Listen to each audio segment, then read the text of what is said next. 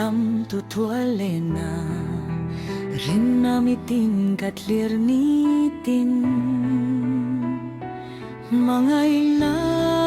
day ngay lolong dukin naramon tlen kang aklel em lei rehong pelin chandam turun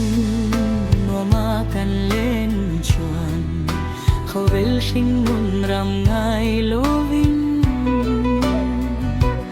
ingay tu chiang ve mai te hulem roal te u khwa itlai mayan iswa pan thuai rau dam takin khâu vel lungai na ram mang thale khâu vel lungai lo tenen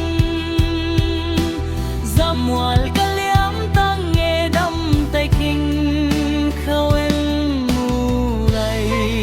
buai na om ta long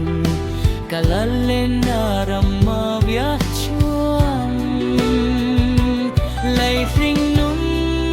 khawel sual na lam hai tóc lovin chatwa lay ro pui zai kan awi am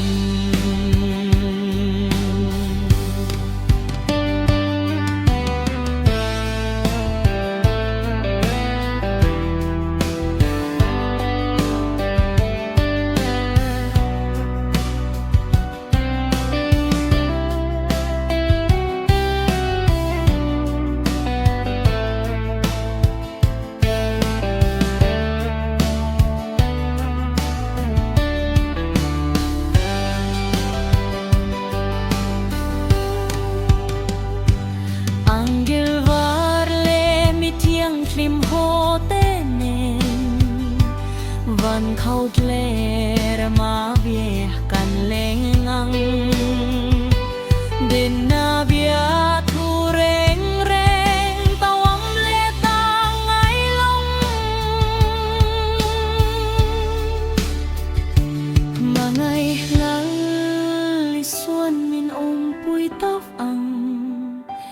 mi thiang lim le lung du kal ma sa ten min lo mua